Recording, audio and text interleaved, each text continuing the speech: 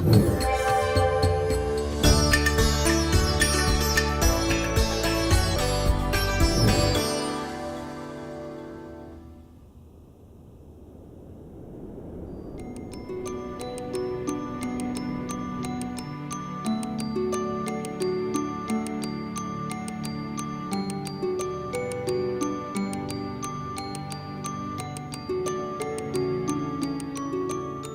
the journey of our country's economic resilience, entrepreneurs have been the main driving force by fueling wealth creation, employment, and innovation.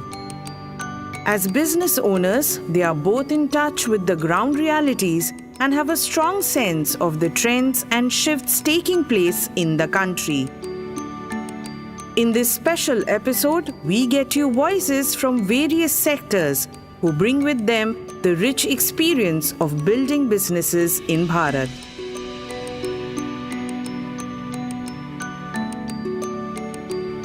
This industry roundtable was a congregation of founders and visionaries who are integral to the India story. Over a freewheeling conversation, we try to find out the pulse they have from the ground, both the opportunities and challenges. First question is like an open question to everyone, actually, in the sense that we've seen that in the last 10 years, a lot of changes have happened, right? We've seen a lot of development. We've seen the economy also growing. I think this government, we hear a lot, right? We want to hear from you, what are the changes and acceptable changes we have seen, right, in the last 10 years, which have helped? Any one of you can start. Most of them are industries here. So we had that excise tax, then that CST, with that Form C, getting that Form C. So with the GST, everything has been streamlined. No, it had some problems initially, but by and large, we have accepted that. And it is one of the best things that has happened to our industry. After the GST introduction, it has become more efficient in multiple ways, right? Of course it has. Even the refunds, they are coming digitally. We don't have to look for the peon coming with the envelope. Like faceless income tax. So that has also helped. Otherwise, here, I mean, I have not gone to the income department for many years. Even with the infrastructure which is happening still now. So now what is happening is the distance, that traveling time is less, even for the trucks.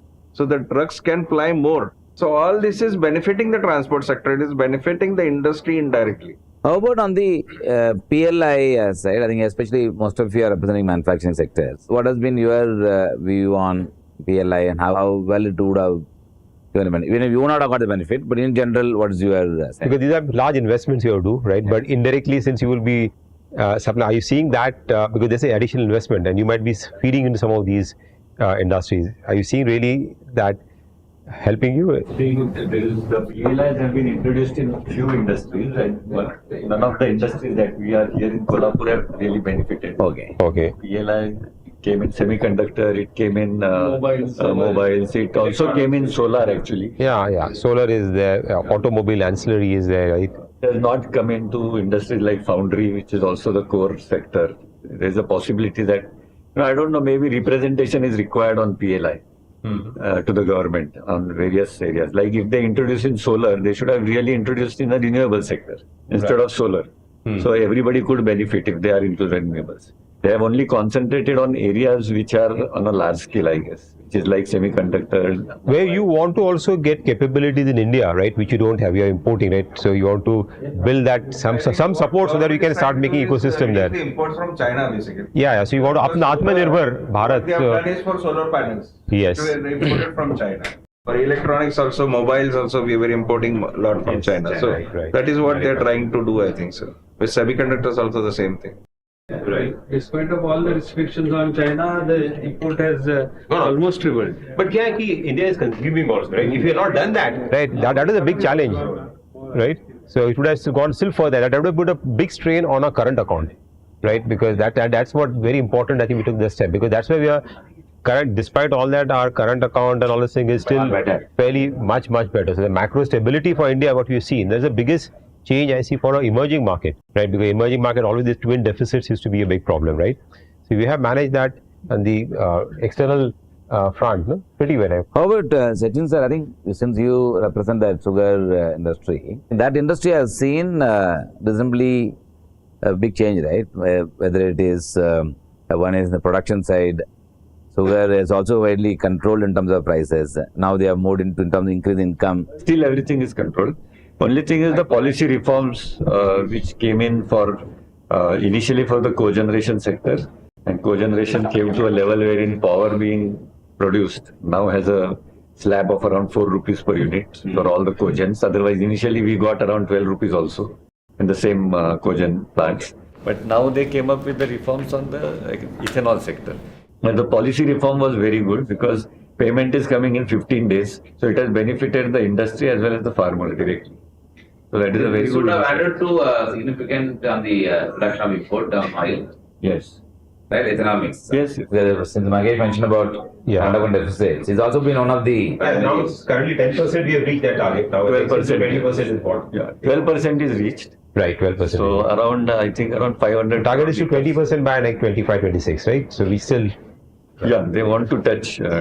So again, it all depends on the crop. But because the grain based is given, there's a possibility that through now company like Ugar we are doing through maize.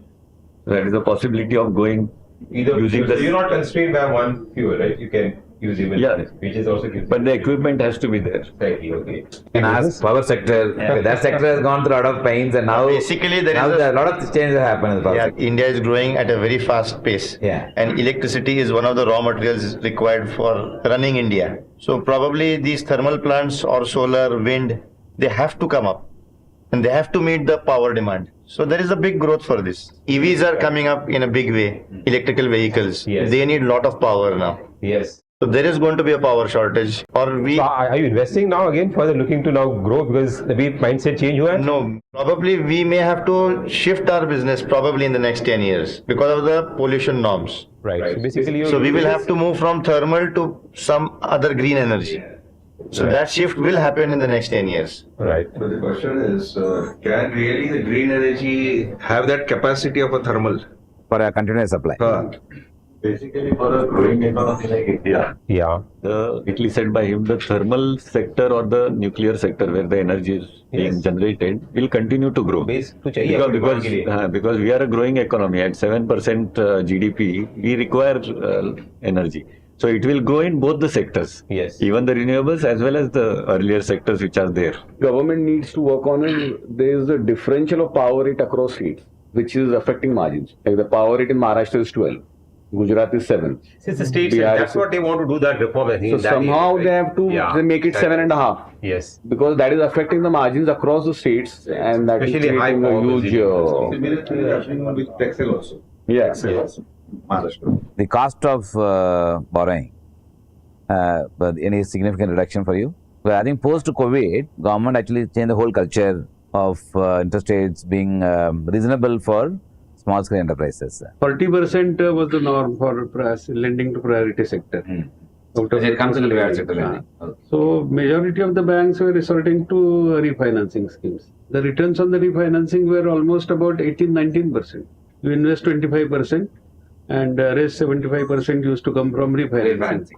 So that 3% margin on refinancing plus your margin of 4%, 12%, around 16-17% return on refinancing. I think they have created the structure Yes. for refinancing. But subsequently IDBI got into private sector lending. It comes as a PSL. How about sir? I think the cooperative house societies, so they largely depend on NABARD, right, from a financing point of view. So cooperative sectors, societies have a different scenario only. Now, slowly it will come under RBI. Now, at the moment, it is not completely controlled by the RBI. So there are a little bit restrictions. Government is looking at it.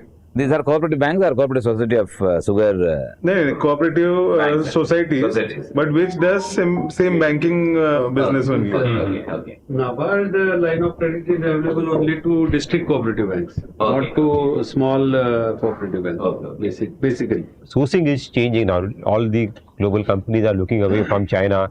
There's an opportunity we talk here about for exports. India want to be a manufacturing hub. So, do you really see that? No? Now it has been streamlined. I don't have to bother because so many formalities all are cleared online. Getting the bill of lading was a big story. Now you can get it within few hours once it has been put it in the plane or on the container ship. And it is end-to-end services are available. So I don't know whether it is going to Alaska or it is going to South Africa. The rest things are managed. For the promotion side, I think whenever we go to the foreign countries, there are, of course, we don't do that because we require a big stall, but they put up a India pavilion. So within that hall, a certain area is hired by the Indian government, and they promote you in a subsidized rate. So I will see opportunity on the export side to scale up, like even in your industry also, right? In the because you're supplying these. And just also add to that, what Mahesh is saying, there's one of the theme that we always say is believer is the China plus one. So India is a large beneficiary. I think when you are supplying to China, so we can just give some highlight on that. We will also give a great understanding of what we say and what is happening on the ground. There is a China से compete करना है, तो what is it where you need to really work upon? No? China, capacity-wise, they are very huge. You know, we are very small compared to the capacities that they have established already. That is one. But quality-wise, they are equivalent to Indian quality. Maybe Indian quality is far better sometimes. And the trust that people have in the Indian companies is far better than the Chinese companies. That is what we have realized when we are going globally everywhere. But competitiveness in the Indian industry, I think, is going to be a challenging thing because for industry like us, the cost of power and the cost of logistics is very high. So because it's subsidized, so unless the government takes some steps to take that subsidy on them, the agricultural subsidy on them, and give the power to the industry at a cost which is competitive, automatically it will become competitive in the market. Because otherwise, if you compare ourselves with companies like China, we are at least 20% higher. 20% higher. But because of the China plus one policy, people are looking at they are looking at an alternative. Otherwise, they may have issues. So they are putting alternatives on companies like us to make sure that they have a second supplier sitting in India. And so in Bombay side or most of the metro, they struggle to get right people. Generally, what is the sense in especially Kolhapur or which are non-metros, getting right people? The government is also trying to do a collaboration of the industry with the educational institutes. Yeah. So the kind of whatever staff or labor what the industry wants, that equipped staff or labor will be provided by the education societies. Okay. So that still it has to go to the rural market, to the rural schools or colleges, but that is rolling now. So, government wants skilled labor to come into the market. So, they are working on that. But this is more technical skill than this which you require, because that's the real challenge, right? To getting, even whether it's in the housing industry also, right? We are facing huge issues. Yeah, in housing industry also. We are not getting trained people, trained engineers. Yeah, masons. Not a single engineer, the pass out engineer wants to stay in Kolhapur. He wants to go to Pune, Bangalore, Mumbai, wherever he wants, but he wants to leave Kolhapur because I don't know, for some reasons, सबका aspiration है कि बड़े city में जाओ. Then second thing, Bihar and UP. Our laborers are from Bihar and UP. A lot of things are happening there also. Almost, I can see every year 10 to 15% drop down in laborers, number of laborers. There is no skill development program in this sector. We under CREDAI, we do that. But in bigger cities, it is more ethical way we teach people. But in smaller cities like Kolhapur, we don't have that kind of facilities within CREDAI sector also. We're trying to build one, but it will take some time. Basically, it's a foundry industry here. So it's basically a mother industry where really engineering is required. But we don't get good engineers. I would say that is true with every small city and big city problem. What has happened with the growth of economy is a lot of options for the worker. He gets trained, he goes to some other factory for a better job or a better opportunity. Importance is you need to have good HRD managers to identify the talent. And you have to have the power to retain them properly by giving them training, incentivizing them. Otherwise, as Abhijit said rightly, there is a problem of them getting scattered here and there. So management just can't be focusing on marketing and production. You need to have human incentivization. Your industry, you have been surrounded with the core industries, right? Traditional cement है, अभी sugar हो गया, fertilizer हो गए. तो वहाँ पे क्या growth दिख रही है आपको ना? Earlier जो manufacturing का जो एक system था, technology, और अभी जो है उसमें बहुत difference है. ये सब जो cement में वो तो लेमिनेटेड बैग आ गया है, मतलब अभी आगे जो चलेगा तो वो पेपर लेमिनेटेड या वो लेमिनेटेड बैग, बॉटम बैग बोलते हैं, जिसके ऊपर सीमेंट बाहर नहीं आना चाहिए, राइट वो कॉन्सेप्ट आ जाएगा इंडिया में। सेकेंडली, पहले जूट बैग में जो फ्रूट्स एंड एग्रोशन था वो सब बैन हो गया, बंद हो गया अभी, तो उसमें सब बैक्टीरिया वगैरह सब खराब होता था, तो इसमें अभी वो अच्छा रहता है। तो ऐसे काफी development day by day export हो रहा है इसमें भी out of. Right. So you're also seeing export opportunity in your this thing also. Financialization of savings, what you've seen, right? That's been the biggest change what you've seen, right? How do you see that trend and what are your experience over there and where this takes us, no? What is the opportunity you see? Well, I still believe this is just a beginning. Right. People coming out and investing, because as the people start making more money, they will have surplus money to invest. And I think, what I have seen in my career, I think that NAC was the first best thing happened. That online trading started. Before that, obviously, SEBI was the first best thing happened. Correct. And then investors' confidence came back. And the third one is mutual fund sahi hai. SIPs. That has changed everything. After this digitization and financialization of the money coming into the financial products, so I feel that this SIP sahi hai, mutual fund sahi hai, so that is the main this thing, and people have become very matured now, and mutual fund offers like right from 1 day to 10 years. 10 years. So everything is there. So Right. I think still we have a lot of potential, and people will create a lot of wealth actually in the coming days. The world watches on as our country moves towards becoming a $10 trillion economy. From its small savers to its centers of innovation, towards this vision of a strong Bharat, every contribution matters.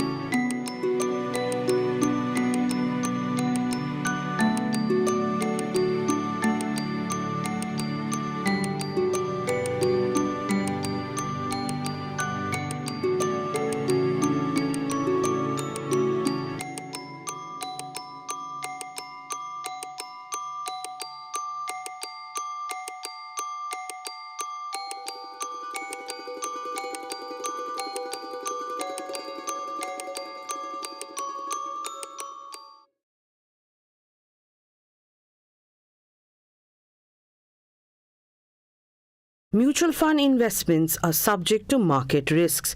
Read all scheme-related documents carefully.